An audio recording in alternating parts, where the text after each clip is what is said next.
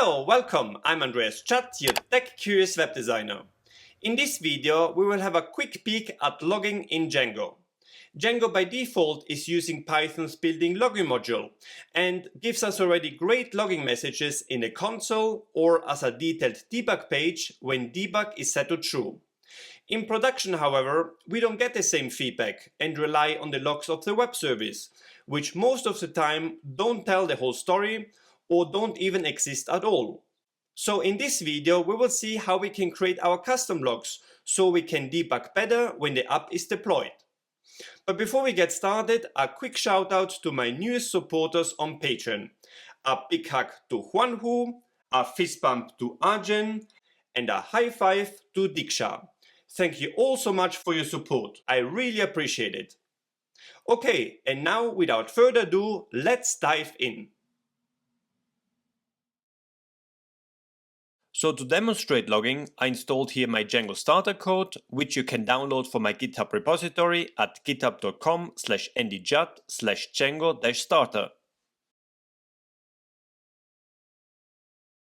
And in the backend, I create now a logging file where I put all my logging configurations. This file is normally placed in the core folder next to the settings.py file. And here I create a new file, logging.py. And here I'm adding this logging dictionary. It has a version number. For now this number is 1, but in future there could be more version available. Then we have disable existing loggers set to false. If this is set to false, it will not overwrite the other loggers in application, for example the default one. And then we have the configurations of the 4 main components, also called players, of the logging framework. We have a filters component. A filter could be, for example, to log messages only when we are in the production environment. Next we have formatters. This component defines how the log messages are structured. Then we have handlers. Here we define where we want the log messages to be displayed. This could be, for example, the console, saved to a file, or sent through an email to the admin. And lastly, we have the loggers itself, which capture the log data and send them to the handlers to be displayed. So this is the basic framework. Now let's add the configurations. But before I do that, I will import this object to the settings.py file, so my Django application has access to it. I go to the settings.py file, and here on top, I import the logging object from the logging.py file. Okay, save this file. And now let's configure this logging object. So first let's add a filter.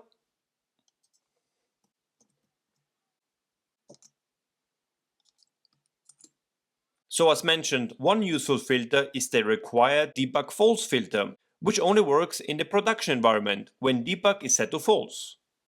We will use this filter, for example, to email log data to admins, but only when in production. Next, we have formatters, where we structure the message. And here I added the formatter with the name simple. And in the format attribute, we define how the message should look like. So in this example, we have first the level name, which describes the severity of the log message. We have 5 severity levels, ranging from debug all the way to critical, and we can go to the official Django documentation to learn more about them. We talked already about the 4 main components of the logger module. Then here we have the log levels. Debug will give us the most information, but it will also clutter the logs the most, and therefore it could be quite hard to analyze it. Then we have the info level, which basically confirms that things are working as expected. Then the warning level indicates that something unexpected happened or a problem could arise in future. Then an error obviously indicates that there is an error in the code and needs to be fixed. And critical indicates that the program itself may be unable to continue running and will be most likely crash. Log messages with the error in critical level therefore are sent typically also as emails to the admin of the page, as they require immediate attention. Okay, these are the 5 log levels we will see in the log messages. The ask time or ASCII time shows the timestamp of the log record. The colon S is for formatting the time as a string, but as this is the default, it can also be left out. Then here we have the name of the logger, which indicates where this message is coming from, and then the message itself. And the style attribute with the open bracket means it is using the string format with curly braces for the variables. Okay, this is one example of a simple formatter. Let's add another formatter which shows the log record with more information, and I call it verbose. Here, for example, we also display the module where the record is coming from, the line number in the file, here the colon D stands for decimal number, and also the function which was triggered. Alright, we defined here now two formatters. You can add even more if you like, and you will find information in the official Django documentation. Then next, let's configure some handlers. This is where the log records will be displayed. So first we have the console. I set here the log level to debug, meaning I accept log messages of all levels. This could be easily changed also to info or even warning to just filter out the most relevant messages. Then we have the class attribute, which specifies the output location. So to display the message in the console, we are using the stream handler. And we also add here the formatter attribute. And for the console, I'm using the simple formatter. Okay, let's add another handler.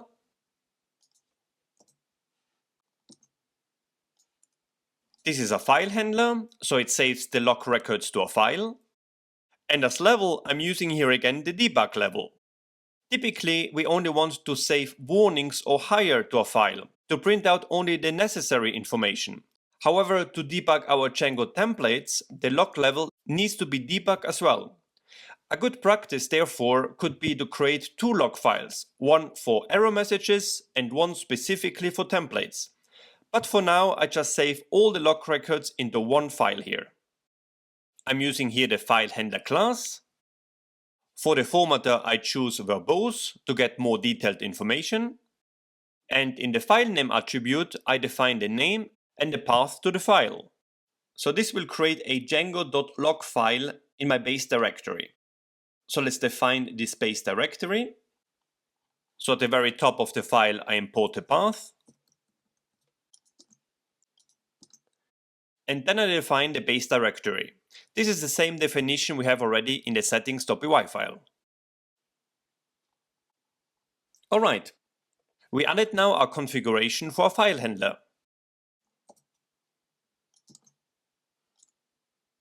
And the last handler I'm adding here is the mail admins handler, which emails the log records to the admins of the application. So the level I set here to arrow, so admins will receive error and critical messages. Then I also added here the required debug false filter, so the email is only sent when in production. Then here I'm using the admin email handler class. The log messages should include HTML content, so the email message is nicely formatted. And I'm using again the verbose formatter. Okay, these are my three handlers. And now, last but not least, let's look into the loggers.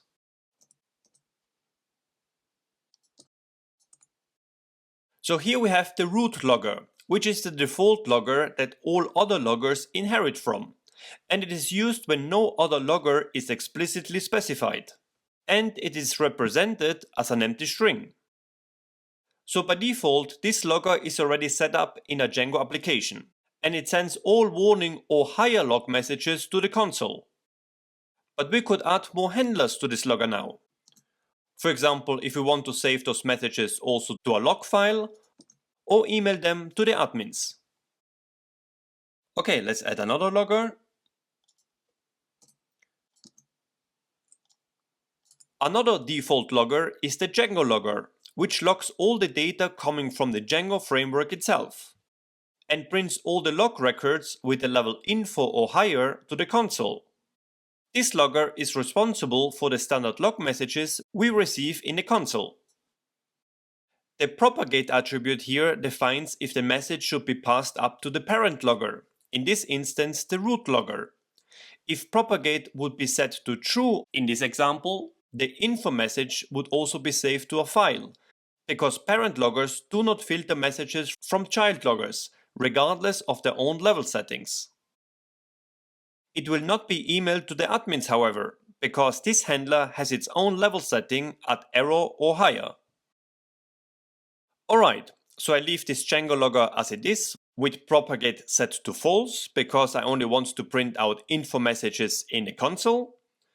And next I will add another logger for the Django templates. So this will, for example, catch undefined variables in our templates.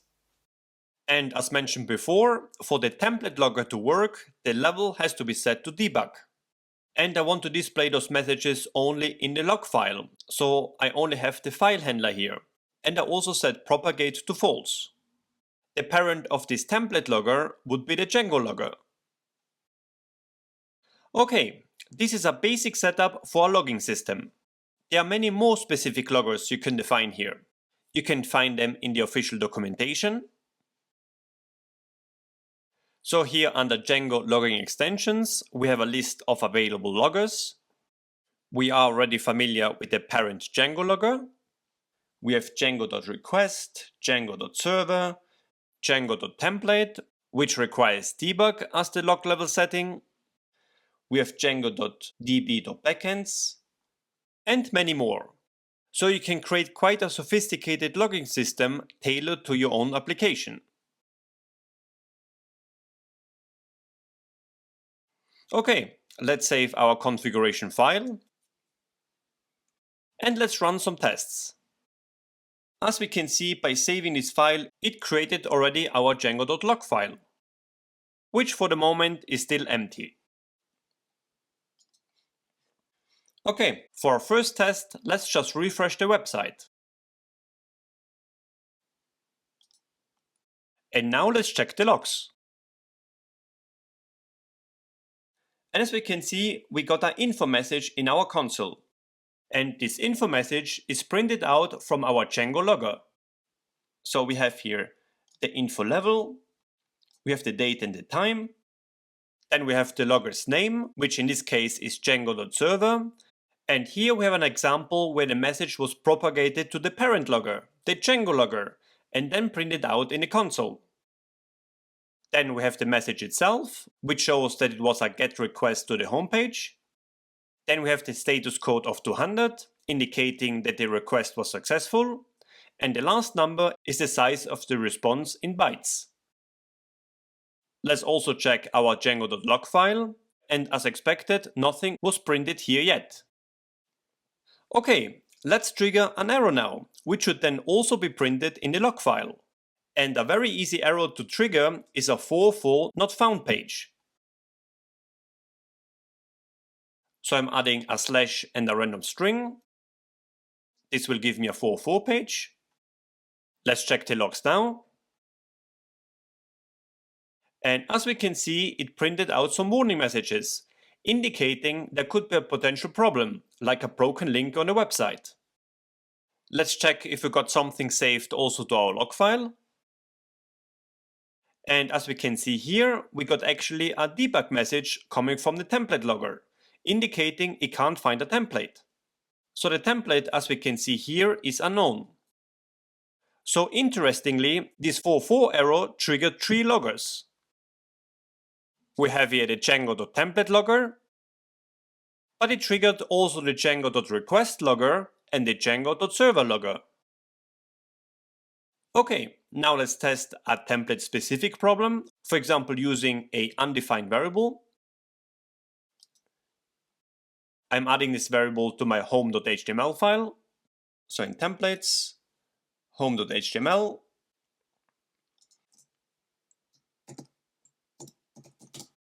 And here I'm adding this bug variable, which is not defined in our application. I clear the message here in my Django.log and run a new test. So I'm going back to my homepage. Okay, Let's check the log. As we can see, we have no error message in the console here, only an info message that everything is okay. But in the log file, we got a new debug message, and we can already see here a key error with the bug variable. And as we're using the verbose formatter here, we get more information about this record. So the logger is Django.template, is coming from the base.py module on line 925. But when we look into the message, we see that there is a problem with the variable bug in the template home.html. Okay, let's clear this file again and get rid of the bug. Okay, and now as final test, let's force all levels of log records to be triggered at the same time, so we can see where the messages are displayed. So for this I'm going to my home view, so in the home folder, views.py, and here I'm triggering a custom logger. For this I'm importing the logging module and create a logger instance using the getLogger method.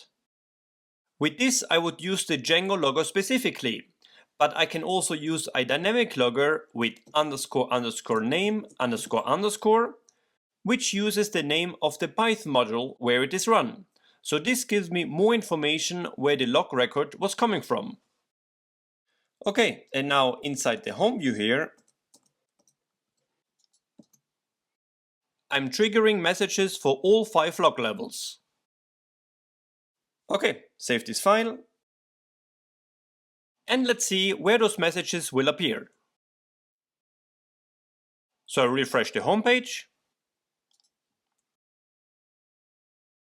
And as we can see, our root logger printed a warning, error and critical message in the console, and the Django logger the info message. However, no debug message was printed, because the level of the console is set to info or higher. We can also see that the warning message, for example, was triggered by the home.views model, which is the custom logger we defined in the views.py file. Let's check now our log file. And great, the warning, error and critical message was also saved to the file. We can see here the line where it is coming from, and also the function. And this is the message. Alright. This is a quick overview how we can create custom logs in Django. So this log file would be very useful to be accessible in a production environment, right? However, to access it is not always easy. You could use a CLI, so a command line interface if available, or a SSH connection. You could create your own page to display the data, or to send the log file straight to a third-party service, which specializes in monitoring, analyzing and storing log files. And here are just a couple of them. For most of them you have to pay, however. For this tutorial I will not choose a service, but I will simply display the log records on a separate page on my website. So I'm going back to my views.py file and add here a new view. So I call this view log file. It takes in the file name I want to see. Then we create here the path to the file using the base directory we defined in the settings.py file. Let's import settings now. So from django.conf import settings. Then I check if this file path exists. Then I open this file and display it as a HTTP response in plain text. Let's import HTTP response. From django.http import HTTP response.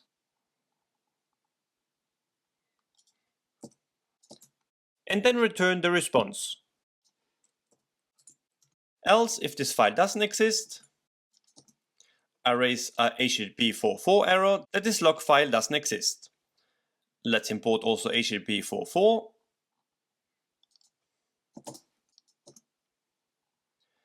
and to make sure only admins can actually access this page to see the log files, I'm adding here the user passes test decorator. And check if the user is staff. So this is a function. Let's define this function. So if the user has staff permission, I return true. Okay, let's import the user passes test decorator.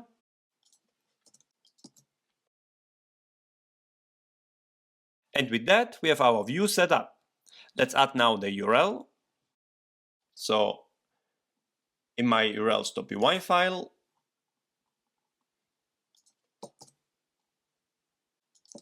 I add here this path, which goes to logs / and then the file name. Okay, save this file and let's check it out.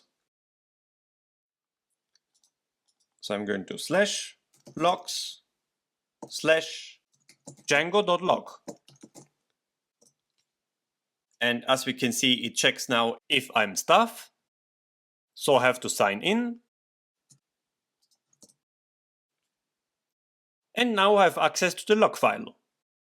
As we can see from this example, it could be quite tricky to analyze this file.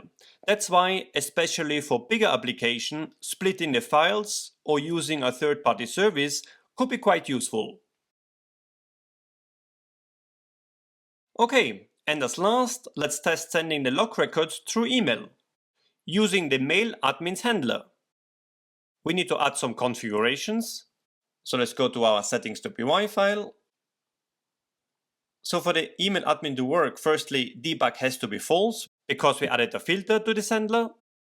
So let's set this to false. And we also have to define who the admins are of this application.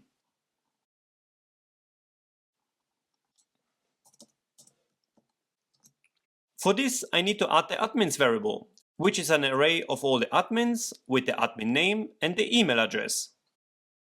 The email backend for now is still set to console, but in production we have to set up an email service. For this, we switch here from console to SMTP and add the configurations. So if you don't know how to set up an email client, check out my email setup tutorial with Gmail. You will find a link in the description below. Alright, so once you set up these configurations with your own details, we can save the file and do a test. So refresh the page. We got again the messages in the console, and an error and critical email should be sent to the admins. And indeed, I got both emails. Here we have the critical record with the message, "This is a critical message." This email is also formatted in HTML and has a traceback added as well. Nice! Alright, this is all for this video. Thank you so much for watching. Should you be interested in a more sophisticated and more detailed logging file, you can download it from my Patreon page at patreon.com/AndreasChat. But with that, I will wrap up now. Until next time, my friends, happy coding and bye bye for now.